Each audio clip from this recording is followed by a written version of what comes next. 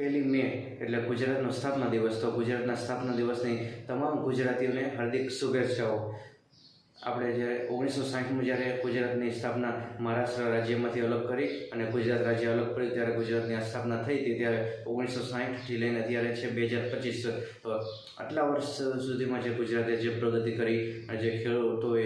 જે એની ખમીર વીણતી બતાવી અને ખેતીમાં જેટલી નોંધપાત્ર જેટલી પ્રગતિ કરી છે, જે ઉદ્યોગોમાં નોંધપાત્ર પ્રગતિ કરી છે, શિક્ષણ ક્ષેત્રે ખૂબ સારી પ્રગતિ કરી છે, સમાજમાં જે બદલાવો આવે છે, સમાજ ખૂબ આગળ વધ્યા છે અને રાજ્યે જે પ્રગતિ કરી છે। એક સમયનું જે કેવું રાજ્ય હતું, રવિશંકર મહારાજે જ્યારે સ્થાપના કરી હતી, સાબરમતી નદીએ જે પ્રવચન આપ્યું હતું અને ત્યારથી લઈ અને અત્યાર સુધીમાં જે આ રાજ્યના જે લોકો છે અને ગુજરાતના ગુજરાતીઓએ ગુજરાતીપણાને જે જાળવી રાખ્યું છે અને વિશ્વભરના જે ફલક ઉપર જે ગુજરાતીઓના સ્ટેજને જે એની ખમીરી બતાવી હોય, એનો જુસ્સો બતાવ્યો હોય અને જે ગુજરાતના ગુજરાતીઓ વિદેશ સુધીમાં પણ જઈ અને પોતાની જે ઉદ્યોગો સ્થાપિત કર્યા હોય અને જે શિક્ષણમાં ખૂબ આગળ વધ્યા હોય અને આ જે ગુજરાતીની આપણે વાત કરવી હોય તો આપણે ઝવેરચંદ મેઘાણી હોય, કનૈયાલાલ મુનશી હોય કે આ જે બધા આપણે સાહિત્યકારો છે, સુંદર મજાના સાહિત્યની રચના કરી અને લોકોને જે સાહિત્ય પૂરું પાડ્યું છે। એ સૌરાષ્ટ્રનો પ્રદેશ હોય, એ સૌરાષ્ટ્રનું સાહિત્ય જાણીતું છે, એનો કલા છે, વારસો છે, એમની સંસ્કૃતિ જાણીતી છે, એની મહેમાનગતિ હોય તો એ મહેમાનગતિ બીજે ક્યાંય જોવા નથી મળતી। એવા જે સૌરાષ્ટ્રના લોકો હોય અને ગુજરાતીઓને જે કહેવાની એક જે ટેવ હોય અને જે ગુજરાતી કહેવાય તો એ ગમે તે એરિયામાં જાય, વિદેશમાં જાય તો એ ઓળખાઈ જાય, એની જે રહેણીકરણી હોય,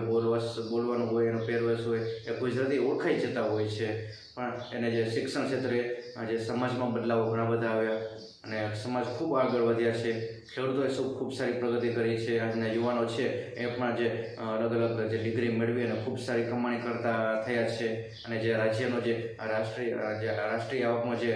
ભૂમિકા હોય તો ગુજરાતે ખૂબ જ નોંધપાત્ર પ્રગતિ કરી છે અને દેશના વિકાસમાં ખૂબ અમૂલ્ય જે યોગદાન હોય તો એ ગુજરાત રાજ્યનું રહ્યું છે। અને જે ગુજરાતના જે અનેક ક્રાંતિવીરો હતા, સરદાર પટેલ હોય, ગાંધીજી હોય, તો આ બધા ગુજરાતીઓ છે અને આવા અનેક મહાપુરુષો અને જે માતાઓ, અનેક લોકો જે ગુજરાતને અને દેશના જે આઝાદ કરવા માટે એક આઝાદીની જે ભૂમિકા ભજવી હતી, જે આંદોલનો કર્યા હતા, દેશને આઝાદ કરાવ્યો છે, એ મોટાભાગના લોકો ગુજરાતી હતા અને ખૂબ એનો ઇતિહાસ અને ગૌરવશાળી ઇતિહાસ એનો રહ્યો છે। તો આપણે ઇતિહાસ પણ આપણે નવી પેઢીને શીખવવો જોઈએ, કારણ કે આપણે જો ઇતિહાસને જ યાદ નથી રાખતા તો ઇતિહાસ પણ આપણને યાદ નથી જ રાખવાનો, એ સ્વાભાવિક છે। તો આપણે ગૌરવશાળી ઇતિહાસ હોય અને એને આપણે વાંચવો જોઈએ અને એને સમજવો જોઈએ,